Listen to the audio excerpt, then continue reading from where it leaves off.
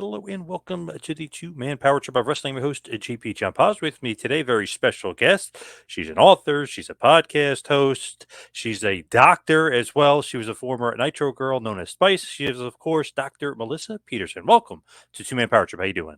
Hey, John, thanks for having me. What is going on in your world? What are you up to? That's a loaded question that could take the entire interview. I have my own institute, it's the Human Longevity Institute, and so many exciting things are happening right now. Like literally, I just got off a meeting an hour ago with an entire group in South Africa. We are bringing programming to South Africa. We're taking things into Mexico. We're going through massive growth because everything that we do is about giving doctors and their patients the means, the protocols, the resources to truly live better today for more tomorrows. And people want to know how to do it without medications, and they need help. And so we are doing it, and it's phenomenal, and it's fun, and it's exciting. And that's just a little bit of a day, just one of the things that's going on. Yeah, you seem to be very, very busy doing TED Talks, right? I mean, you're doing a podcast, you're an author, you got so much going on. It's crazy. Yeah, it's a lot. I'm a woman on a mission, I guess. Yeah. How do you handle it all? How do you do all that time management wise?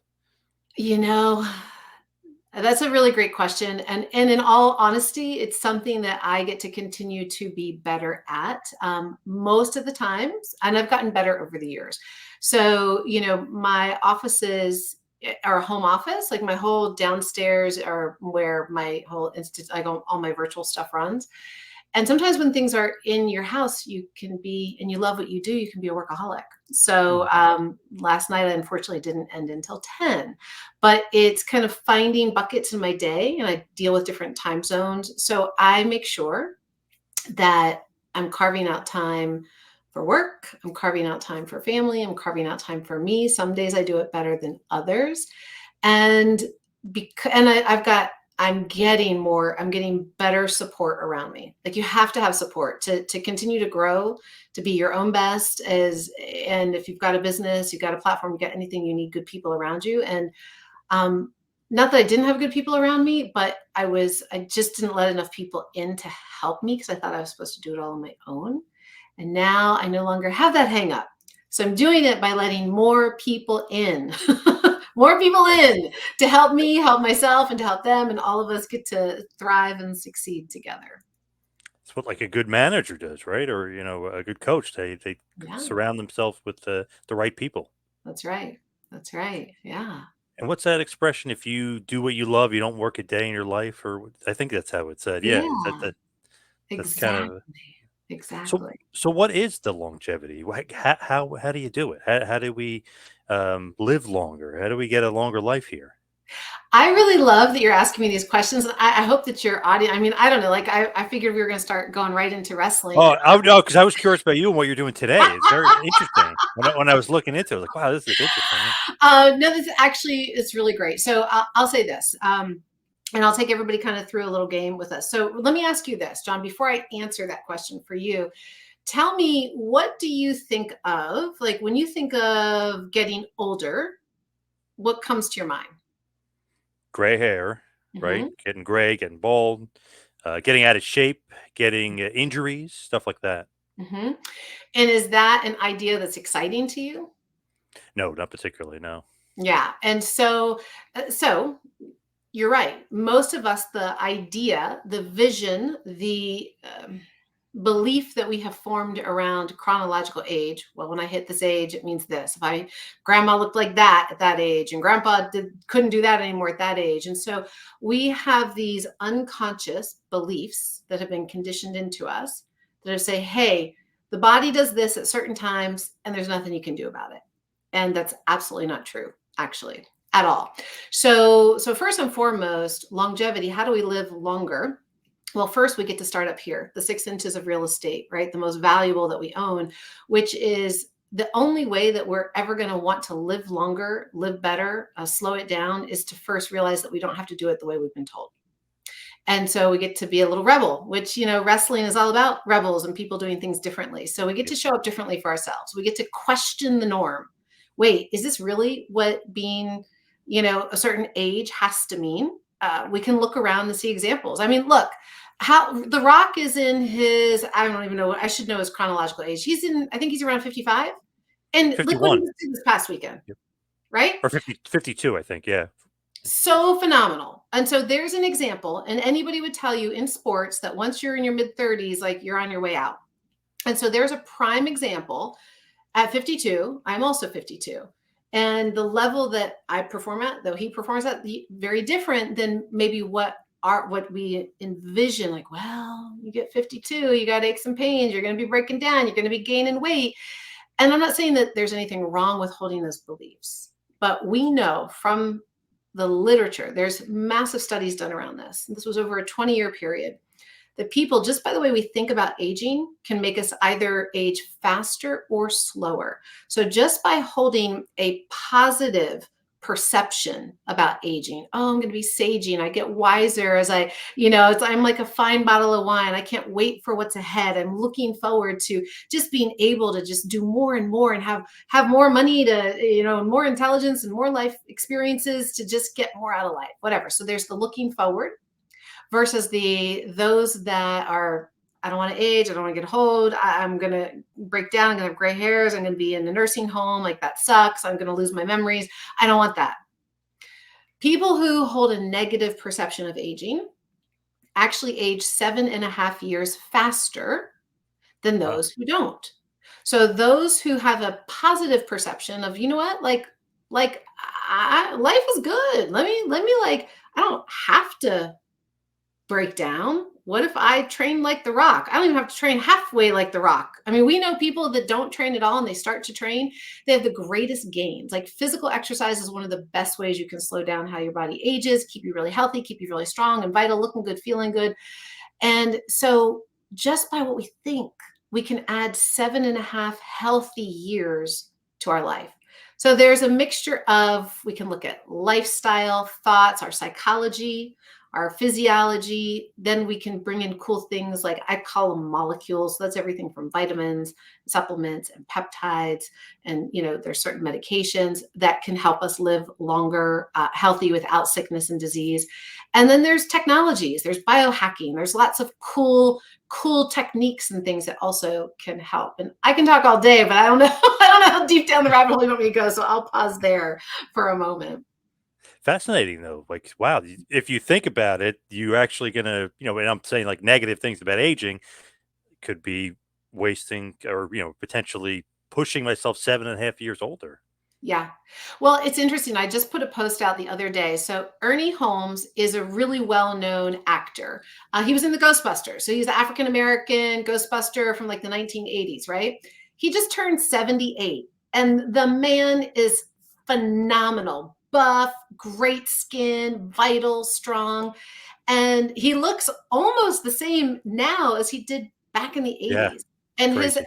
he's like, all I do is I go to the gym 4 times a week. Like, he's got just a healthy approach to his mind and his body. He loves his family. He does things with his wife. Like, he just keeps living his purpose. He keeps doing things he loves, loving the things he's doing.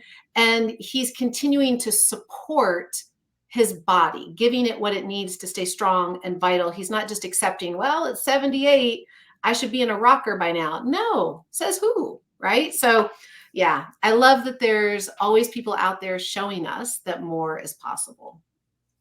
Yeah, crazy defining, age there. Just crazy because I would have thought he was younger, but obviously 40 years ago he was in his 30s. So it's like, oh my God. Yeah. I know, right? Time flies. It's like, Yeah. wait, what? Yeah, I Yep. know. It's crazy. It's crazy. That's crazy. I don't believe that you're 52 either. That's pretty shocking. So Yeah, thank crazy. you. About to Yeah. turn Amazing. 53. Birthday's coming up. Holy cow.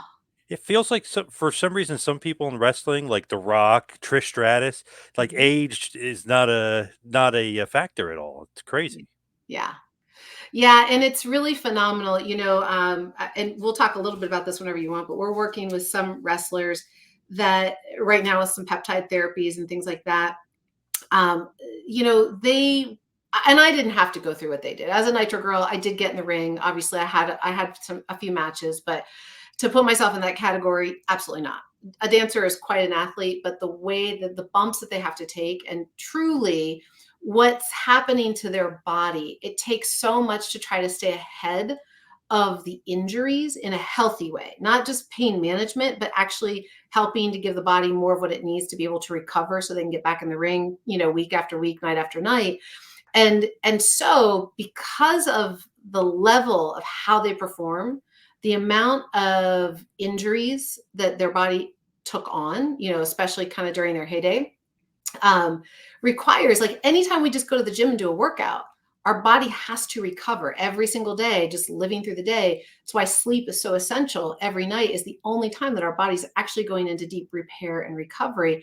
And so when we don't get enough recovery, we break down faster and faster, and that actually speeds up how we age. And the faster we age, the faster we break down, the greater our chance of sickness, disease, all cause mortality, all that kind of stuff. So it really is a testament to what they've done, both when they were there, as well as after, like how they've continued to really, really dedicate themselves to their health and their overall longevity, so that they can be more than their injuries from the time in the ring.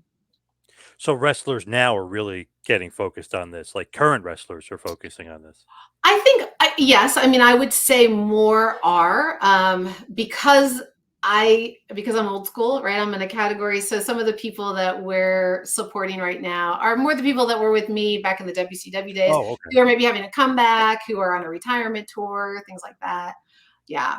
So, and they're kind of going like, I need help. Like, I can't keep up anymore. And I've got more injuries. How do I repair quicker? How do I keep doing this? It's a grueling sport. It really is.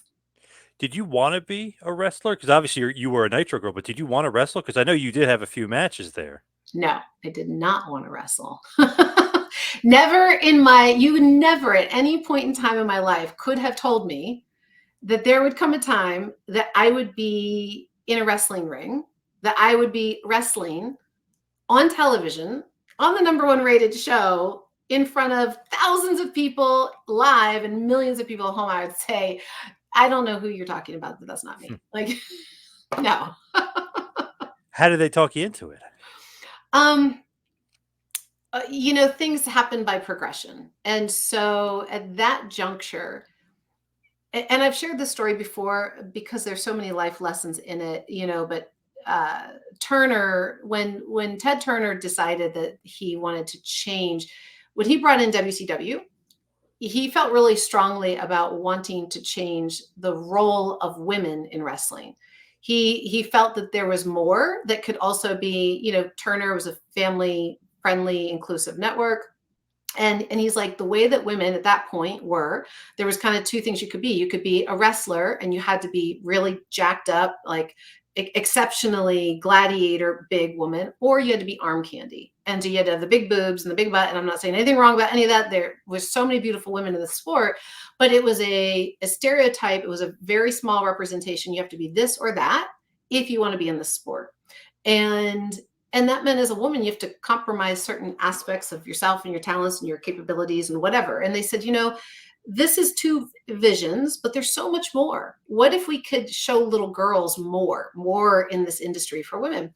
And that's when the Spice Girls were really popular and everything else. And Kimberly Page really pitched it. So she, and pitched it to Eric, and Eric pitched it to Turner. And they said, yeah, we want to do this concept with the Nitro Girls because we want to have something that the little 3-year-old daughter can sit with the 8-year-old brother, right? And the 40-year-old dad and the mom, like the whole family can sit and watch wrestling together, and everybody can get something out of it. And that's exactly what happened. Like, we had all these beautiful little girls wearing our t-shirts, and like they'd show us their dance moves. And so it was actually really pretty brilliant at the time. So when it started, it was this really great thing, and there was nothing else like it, of course. And then as the Monday Night Wars were going on, and as WWE was starting to really make a run in the ratings, what was happening just historically, and younger fans may not have a knowledge or appreciation of this, but back in the late 90s and the early 2000s, when we were who we were at WCW, there really wasn't reality TV. That was reality TV. Yeah, that and MTV had like, Road Rules or whatever. Like there weren't really like you didn't have the Real Housewives and all the things that television has become. So that's the only place that you got a sense of, wait, this is happening live, real time. And so they started to do things at the competition that we couldn't do under the FCC guidelines and just Turner as a production company, because at the time, again, WWE was a sole entity, right? And they sold their programming out. Turner was an entire network. So they owned it and they had different guidelines that they were under. So we couldn't do things like bra and panty matches. Not that we would have wanted to. I mean, as women, that's not something we're excited to go out and do, like to try to get famous. Like, it's just not like, if we're athletes, we would really like to be appreciated and respected for our athleticism, not necessarily that we're doing it in a bra and a panty, but that's what was happening. Right. And so they were able to start to do that stuff. And I'm getting to your answer about how I got into the ring. So they were doing that and we couldn't. So they start and it was, stone cold, like the beer cans, all this, the antics that were happening over there, we just couldn't do in the same way. And so our ratings started to decline. And it's kind of like, what's going to happen? So then they brought in the Russo brothers, right? The whole thing. And they're like, we're going to repeat what's winning over there. So all of a sudden, everything that was really great about Nitro got changed so that we were just a copycat of what the competitor was doing. And so we were trying to beat them at their game, but we couldn't because we had more restrictions. So we just couldn't take the envelope quite as far. And so the next thing they did is they started to just dismantle everything that was there. And one of the first things to get dismantled were the Nitro girls. And so they needed to create drama. And so we had to start to fight against each other. And so first it started as, tearing us apart. We had to battle one another. And we were in the midst of doing a Nitro Girl search, and Stacy Keebler had just come in and just won the search. And, and they saw her, they were throwing all of us into storylines. It was like, we're keeping you or we're not, because we're not keeping it this way. So we got to figure out who we can put where and how. And so they just kind of started to throw some spaghetti at the wall to see what would stick, who could do what. None of us had any training. Like Nora, who'd Nora go on to be in WWE? Oh my gosh, I should know Molly that. Holly. Thank you, Molly Holly, of course. She was my coach. Like I had to do crash course training with her to get ready for my matches. So they threw us in and I was like, these guys are, and I mean, I was really fortunate. I had her, right? I had Deb, Medusa. I had some really amazing female wrestlers that kind of took me under their wing, but all I could think about is, I don't know what the hell I'm doing. I'm going to hurt myself, but more importantly, I'm going to hurt somebody else, or I could completely mess this up. And I was like, just like, oh my God. So it was actually a lot of stress. It was because it's not necessarily, I applaud the women in the ring today, and I know how hard they train, and it's their passion and their desire. But for me, I was like, oh my effing goodness, like this could go sideways really fast. And it was, yeah. So I was forced. In I went for storylines, and I only had to do a few, and I got in the ring and obviously became more like a valet because I think they quickly realized, like, yeah, I don't know, Spice is going to be our wrestler. I almost blew it. Like I almost blew it in our big match. So, yeah. Did you like the training at all, though? Any aspect? I know, obviously, Molly Holly, great trainer, and Yes. Medusa's great, but any aspect of it? Yeah, I actually really did. So believe it or not, the stuff that I loved is like what the luchadors did, because I am acrobatic. So getting to do the hurricane radas, like, I mean, I would practice I should know this. I'm so sorry. I don't mean to be disrespectful to any wrestlers or any wrestling fans. I don't mean to disappoint, but I don't remember the names of all the moves. I really don't, but like sitting up and like you do the flip down, you spin them around, you throw them, like all those moves. I got to learn a lot of really cool stuff. And when you nail a move, it's like, oh, yes. Oh my God, I did that thing. So it was actually really fun, and it actually was quite empowering. And I think if I would have had, hindsight, if I would have had to be in that role, I would have figured out how to do it and I would have taken it very seriously because it is fun. But there is that fine line of like really landing it and making sure that you land it, you do it right so that you don't hurt yourself and you don't hurt the other person. It's timing, it's storytelling. There's so much that happens in a 2 or 3 minute match. And there's just so many moments along the way that it all just has to come together with such precision. And that takes a high level of training. And so it was fun. They didn't give us enough time. Like it got thrown together super fast and thankfully nobody got hurt. And here I am talking about it 25 years later. So did you guys go to the power plant? Like, and who else was there? Was it just the Nitro girls in the Yeah. power plant with Molly and No, Peterson? so for me, some of my sessions I did just with her. And so we all were based in Atlanta. So we were right there, the power plant was at WCW headquarters. And we would rehearse there a lot too. So we were always there. And so, but like I was at, gosh, I don't even remember because the people at the power plant were obviously a lot of the up and comings, right? It wasn't your top folks. It was more who's in training to get some TV time, who are they working through, and or who wants to be better so that they can have a greater chance of getting more TV time and working out their storylines and just working on their craft. So we were there a lot. We always saw a bunch of the guys. But when I had to go through my training, there were several of my sessions that it was a big group of us, right? So we're all training together. We're all doing warm-ups together. We're all taking bumps together, so it was a bit of both, a lot of people, and then just some one-on-ones. When you're there and you're doing that training, are you thinking like, oh, now, like this is my path now. Like, and now I'm No, going to be a wrestler. No, not at no, all. not at all. Not at all. I mean, it's still literally, I was just like, oh my gosh, like, what am I doing? And so, I was already a doctor at that point. I had a practice. When I wasn't on the road, I was in my practice seeing patients. And so, interestingly enough, it was during one of our training sessions. I had to jump off the top rope, off the top turnbuckle, and I had to land, right? So I'm like landing elbows. So you got to look like, so I got to be ready to land on whoever my opponent would be. But first, they just have you practice just jumping and taking that landing. And after a couple times, I just landed really wrong and it just jarred me. And I got like the worst whiplash. And it was just like, oh, and you feel it immediately. I'm like,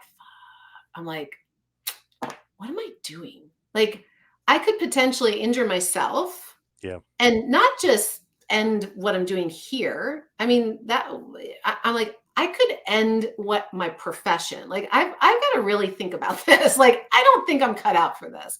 And if you can't tell, like, I like to chat, and I had already been doing some things like I'd be at the pay-per-views with Chad Damiani. We did co-hosting of kind of like the pre-show stuff.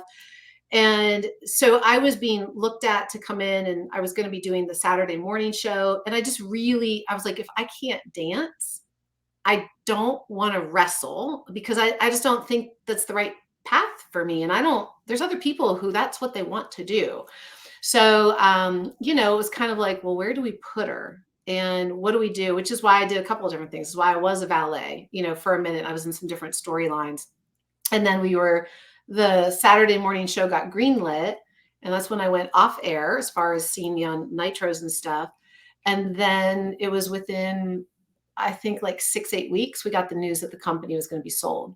And so then there was no more Saturday morning show, like nothing was moving forward.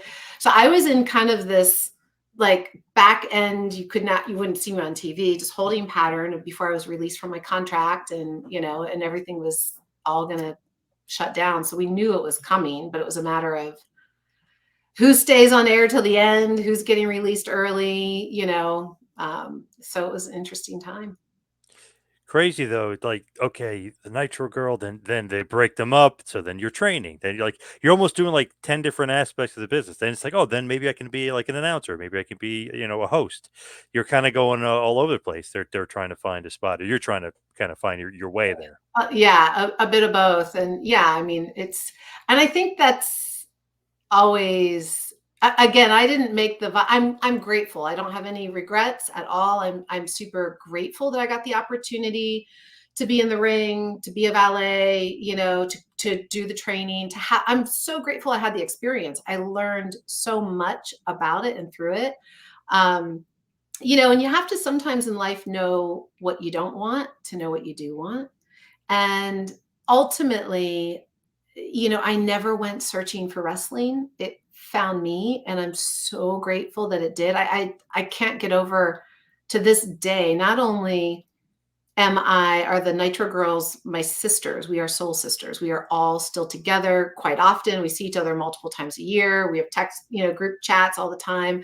So like I met family there that have stayed with me forever. I've got close relationships with some of the wrestlers, just like I said, some of them will reach out like, hey, Melissa, hey, Doc Spice, I need a little help right now. Like, I just got injured, or can you tell me, like, what should I take? Or should I do this? Should I do that? So, to have these relationships, to have these friendships, to have these connections in the world that have just rippled out, it's been wonderful and fascinating. But yeah, that was I never thought I'd find it. It found me, and I'm grateful for it. But and I learned a lot. Like I said, I learned so much that actually put me on my path to do what I'm doing today. Not that I wasn't a doctor then, but to do it at scale in such a multimedia format. Because as soon as I left there, I was such an early adopter into really leveraging multimedia and video before the internet. What it is what it is today.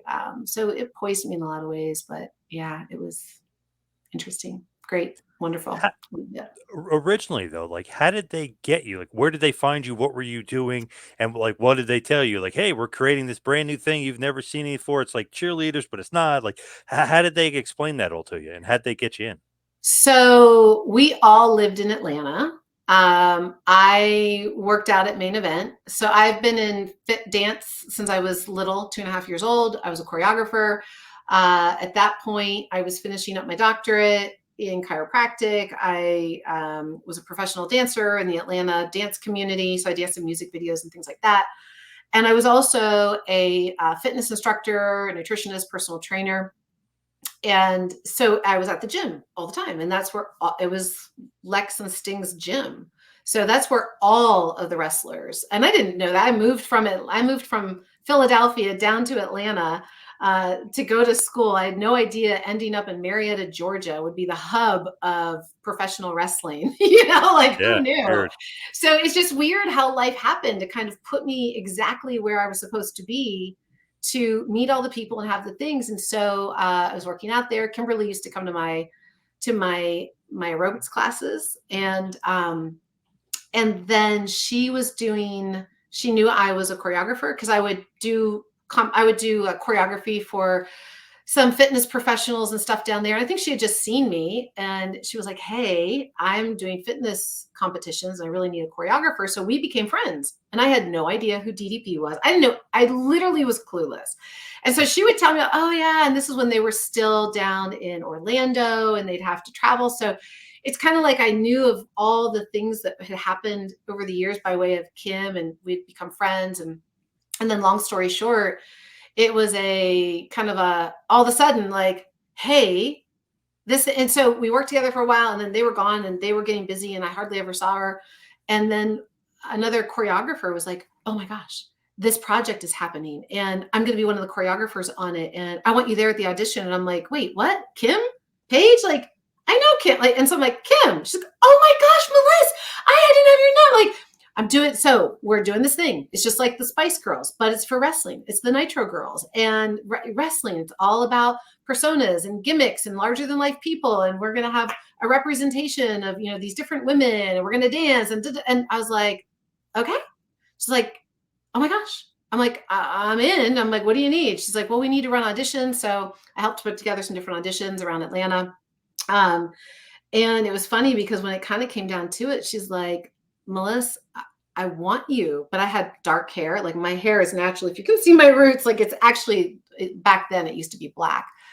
And she's like, I want you in this group, but we have too many brunettes. She's like, would you dye your hair blonde? And I'm like, yeah, it's just hair. I don't care. She's like, oh my gosh, right. And then it was kind of Spice was born, so that's how it happened.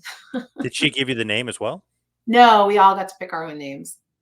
And you did it because of the Spice Girls, I'm guessing? No, Oh, no. no, I did it here. I'm gonna fix my camera really quickly. Let's see if it'll come back in. Every once in a while, my camera goes funky. I'm so sorry. I know we're Oh, interviewing. yeah, no problem. I'm moving too much. It's getting blurry on me. Let's see if it'll start again. I might just be fuzzy. I'm so sorry about Oh, it's that. alright. No worries. If you need me to, I can log out and log back in if we have to. But to answer your question, the how I came up with my name. So when I did my hair, because I had what was referred to as virgin hair, it had never been dyed or anything, and so I couldn't go from black all the way to like a platinum blonde.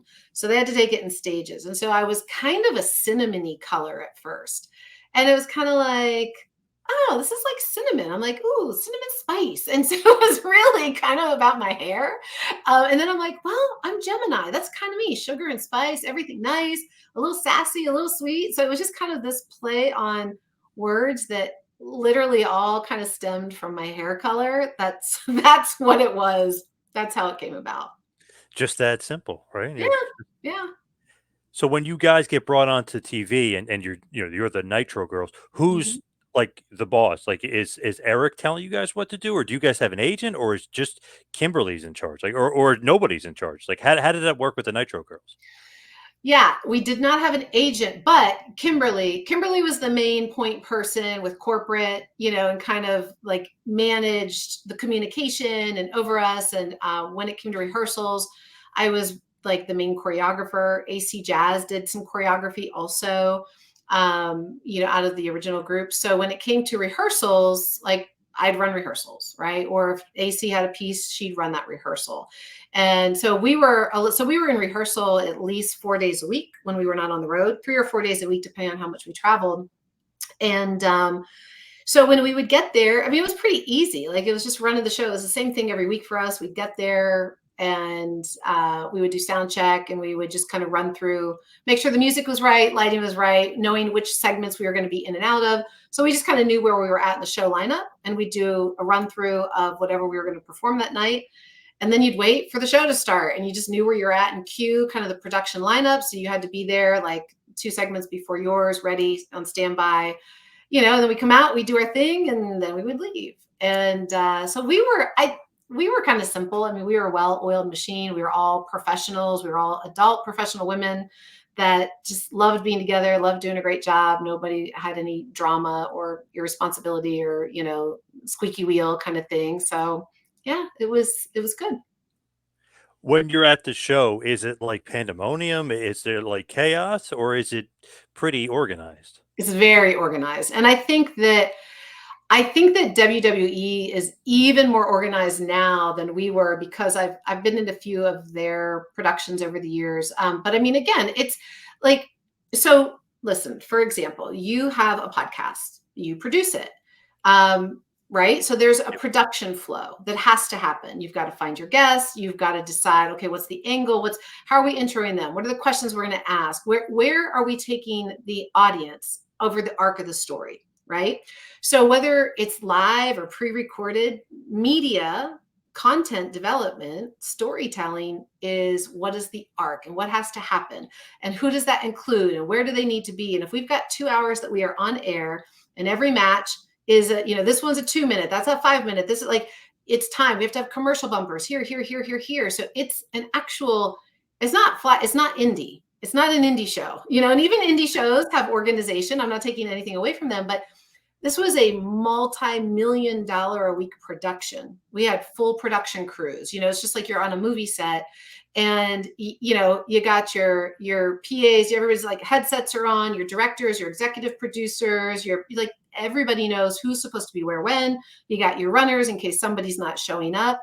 So you can't miss your cues. You can't miss when you're supposed to be on air. You got to know where you're at. You got to know how to time yourself. And if you can't, you're not going to have a job. Like if anybody was having a drug or alcohol problem, which wasn't anything in the girls, but I'm saying like, some of the guys, like there's back then, especially because they're on the road every night, and a lot of them were on pain pills and different things, and because they had to make it through somehow, and they didn't have health insurance, they didn't have any kind of good care. Like, it was unfortunate, it was really crappy, and we were a big production, right? So if for some reason somebody couldn't do their job, they're not coming back on TV. They're getting suspended. They got to go clean it up. They got to get it together. You had 3 strikes, you're out kind of policy. So if you want to work and you want to stay hired, you got to show up on time for your job. So that's how, it was pretty professional operation. What do they say? What do they tell you? Like, you're going to be the cheerleaders of Nitro. Like, how do they describe like what you guys are going to be for the show? Again, it was never cheerleaders, and I would never describe us in that way either. So it was like the way that it was like, hey, we're going to be kind of like the Fly Girls from In Living Color. Again, Oh really yeah. dating myself, right? So No, that's where yeah, I remember them very well. Yeah. J-Lo got her start. It was more like, you know what? You are the pretty side of wrestling. You're like the Fly Girls meets the Spice Girls, because they wanted Spice Girls from the sense of they wanted us to have very unique looks and character development. And, we did our storytelling through dance, but there was always that potential, like you might be involved in a storyline, you might not, right? But it was just a matter of like,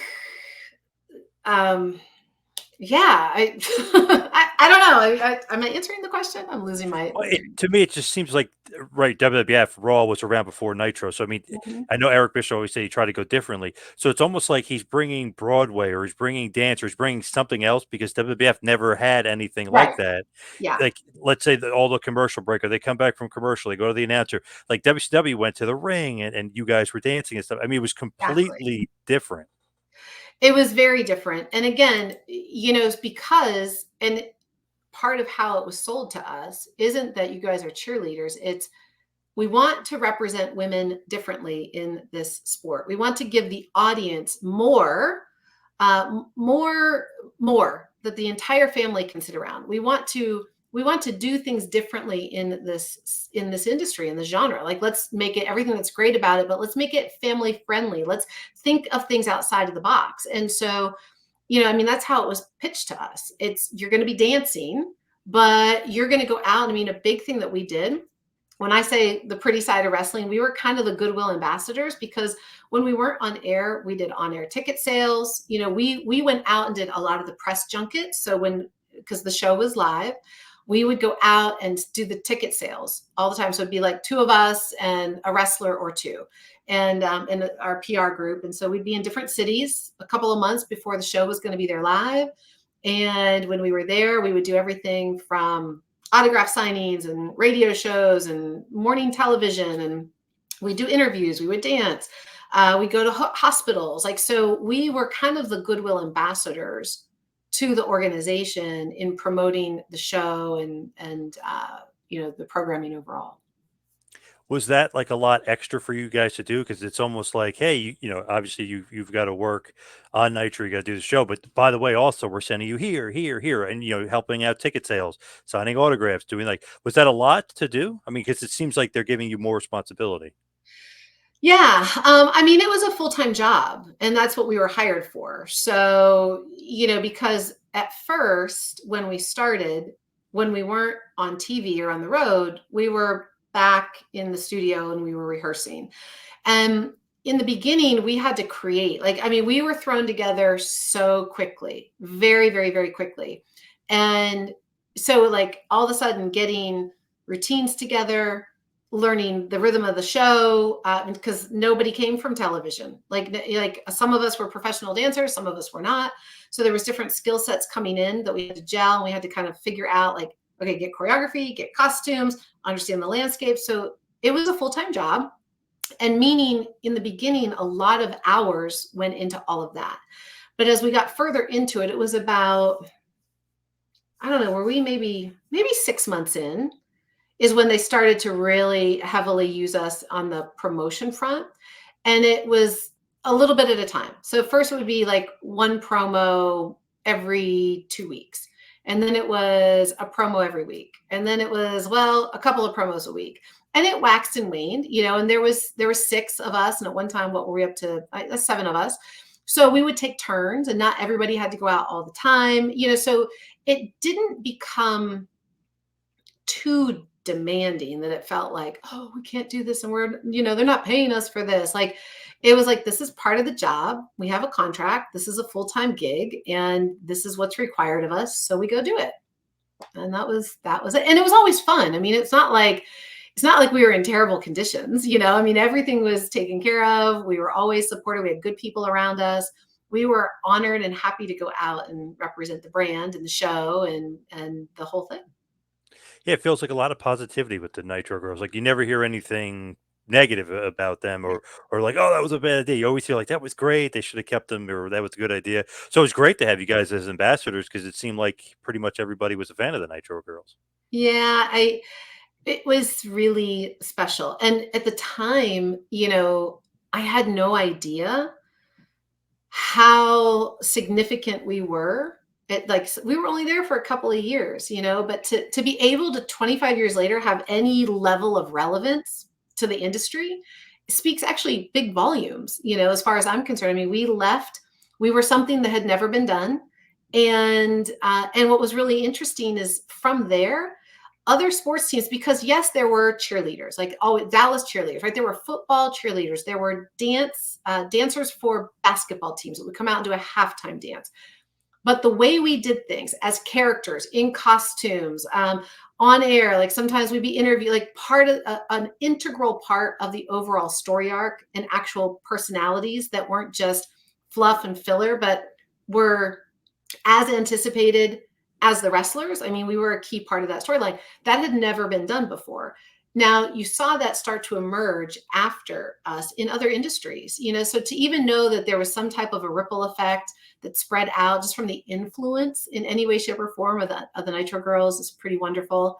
And, even though WWE didn't see any value in keeping the Nitro Girls together, which is okay, we all had different paths to go on. So I'm grateful for it. I am so honored to know the impact that we made overall, that I never could have guessed it in a million years. And so it's very humbling that whenever we get to go out and sign autographs and see fans, to have so many come up, and now it's, of course, a lot of adults, parents. Oh, I watched you when you were on my poster in my teenager. I'm like, oh, like, now I'm really Right. excited. Like, Yep. oh, Yep. thanks. And they've got their kiddos, and they're like, oh my gosh, this is spicy. And the kids get to fall in love. And it's just so sweet, like, to see the multi-generational effects of this sport and our fans and the love from the fans. And they're just like, I don't care if you were from 25 years ago. I grew up with you and I still love you and you still matter and you made an impact in my life. And it's like, wow, it's incredible. So, When you look back at the Nitro Girls, obviously Bischoff, right? I mean, he's running WCW. Any sort of relationship with Eric? Because it's funny, people have different opinions on him, but he completely changed the game, completely changed wrestling. And yeah, he's right. He did do completely different WWF because if you watch Raw early days, it was very like cookie cutter. This happens here. yep, Everybody. He yep, completely changed wrestling. Even how it's done today, they still copy his exact format to yeah, wrestling of live wrestling. So what did yeah. you think of Eric? It was a love-hate relationship with absolute respect, as you probably would have for any boss, right? Yep. Like, he had a very, like, listen, Eric was brilliant. He knew what he wanted. It's like, it wasn't like, you were just like, if I don't do my job right, I'm out of here. So it's not like it was a fear-based mentality. It was this is serious. Like, nobody fuck this up, basically. Like, this is important. Like, we're all here as professionals. We're going to do our job, and no screwing around. Get here, do your thing, be professional, be courteous, show up on time, leave. Don't cause any rifts. Like, just let's have a good show. And so, not like any of us did that, but it's kind of like, uh-oh, are we going to get dad mad at us? Like, are we okay? Okay. It's kind of like, oh. So there was a little bit of a fear factor of just kind of like, don't get on his radar. Cause if you tick off Eric, like, you could lose your job, but like, just keep your head down. Right. So there was kind of that feeling, at least among us girls. I can't speak for any of the wrestlers, but that's kind of how we felt. And I think, in hindsight, he was looking out for the wrestlers. He was looking out for us. He's like, no fraternizing. You guys stay there. You guys stay there. No, it's like, this is not some big party time. Like, we're here to work. And so, like, it was very clear lines were drawn, very clear boundaries were set. Again, I think it was more like a strong father looking after all the kids and making sure that there were no parties going on, when the parents were away. And so I respect him. I respect what he did for the show, what he did for the industry. And today, all these years later, as grown-ups, all of us functioning, thriving adults, it's beautiful to see him whenever we're at autograph signings or whenever, like, there's been some podcasts that we've all been on together. And he's so kind to us, and it's always fun to see him. We, big hugs and big thanks and gratitude. So, but yeah, in the moment, it's kind of like, oh, okay, keep your head down, keep going. So there wasn't supposed to be any dating. He didn't want the Nitro girls and the wrestlers fraternizing, huh? No fraternizing, strict no fraternization policy. Did anybody break that rule? Did the Nitro girls? Right? David Flair dated Stacy Keibler for a while, I believe. They did date. They did, and technically, she was not a Nitro girl when they dated. So Okay, there are little different rules, I right. guess. No, I mean, and we were all either married or engaged or had significant others outside of it.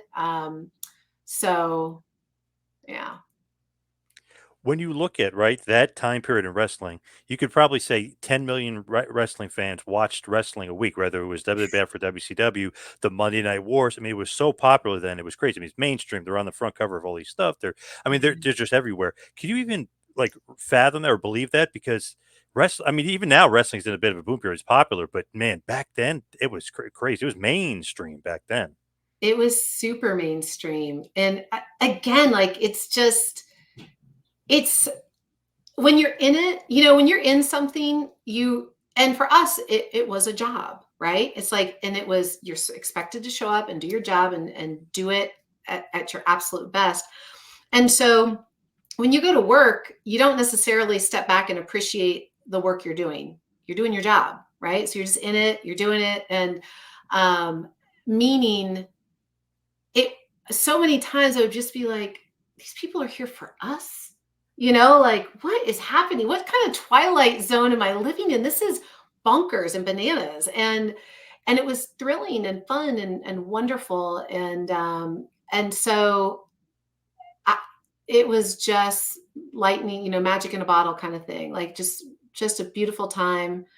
Um, and it was just so fun. I mean, is a part of pop culture forever now, just that time in history with the Monday Night Wars. And I think it's been tried to be replicated ever since, right? And to your point, like, look, one of the biggest WrestleManias to date, with everything that WWE is doing to play on nostalgia and really kind of the way that they're trying to leverage some of their old stars and new stars and key stars. And so I appreciate what they're doing, and I think it's a great time in wrestling. But yeah, it doesn't compete with what was. And I don't know if it ever will be, because I'm not in it anymore. But what I hear, some of the background rumblings, is it's so different now. Again, we were at a time that as an organization, we were also a family. It was way before social media was a thing. And while everybody wanted their time in the spotlight, you weren't driven by egos.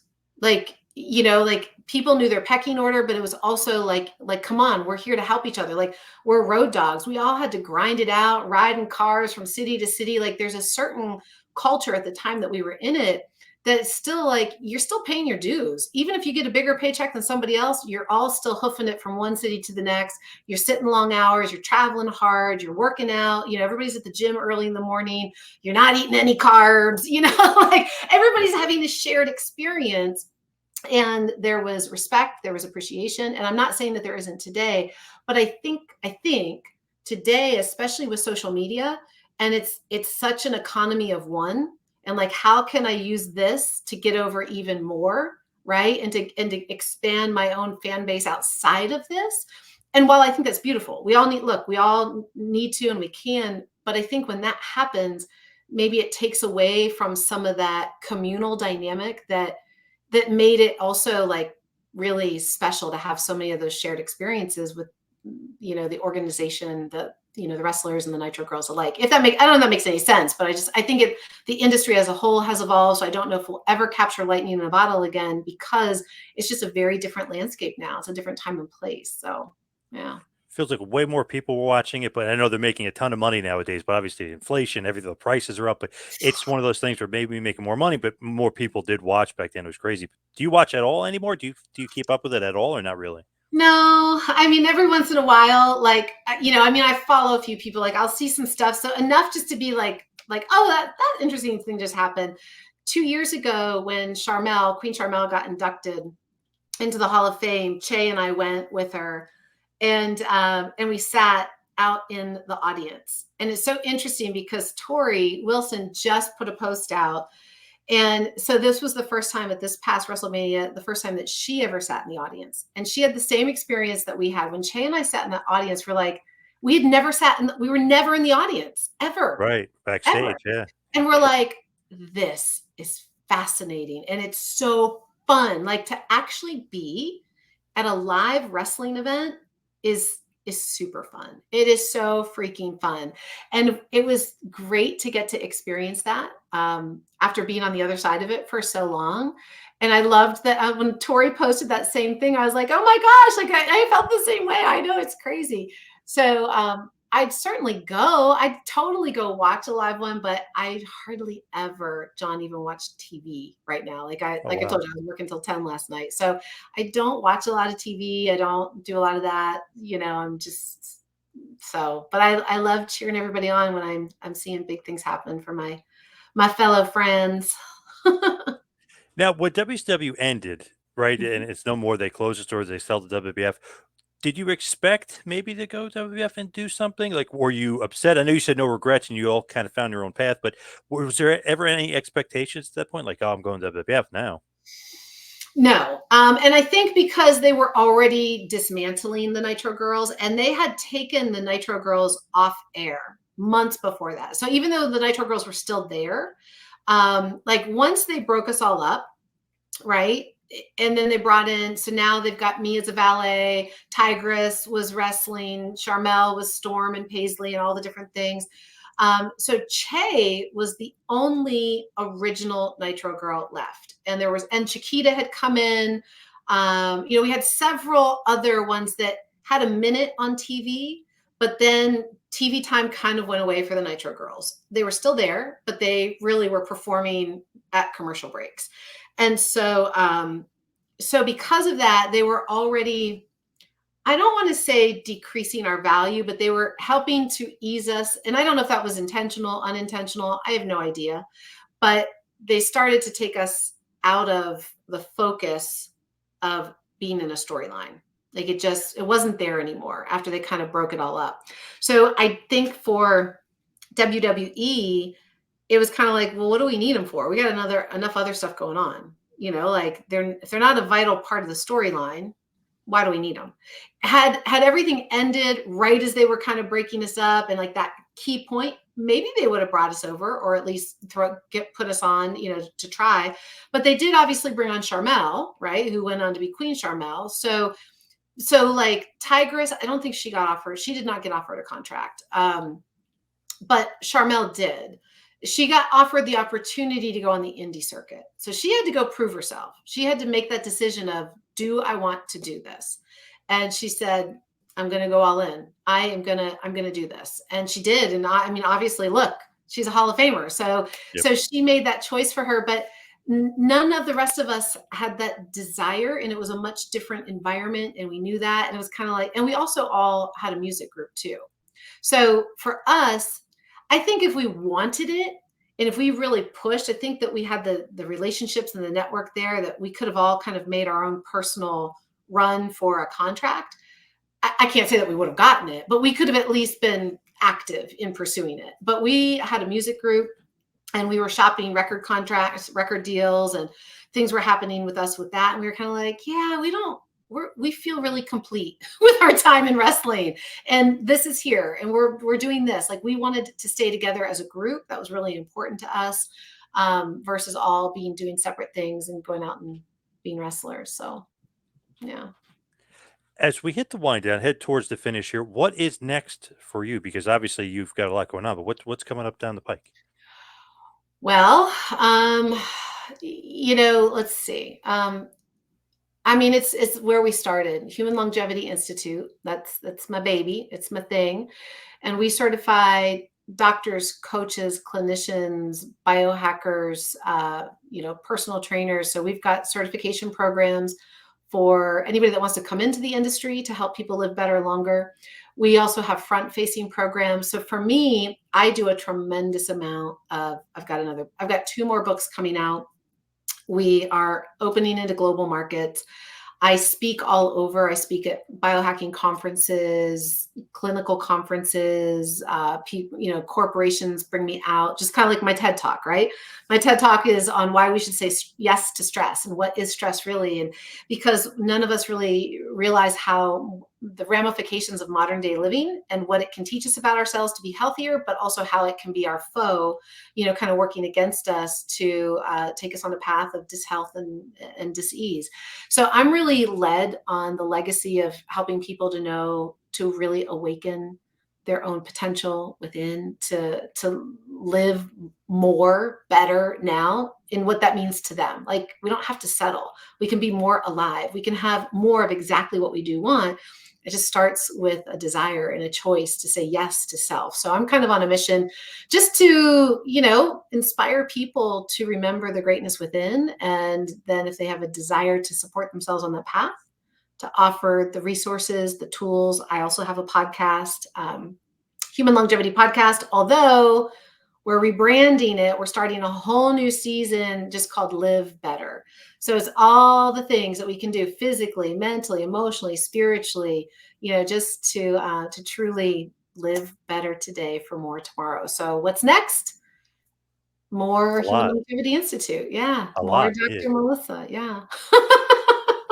Now, if somebody wanted to check out your podcast, follow you on social media, I mean, you have so much stuff going on. Your website, where can everybody find you?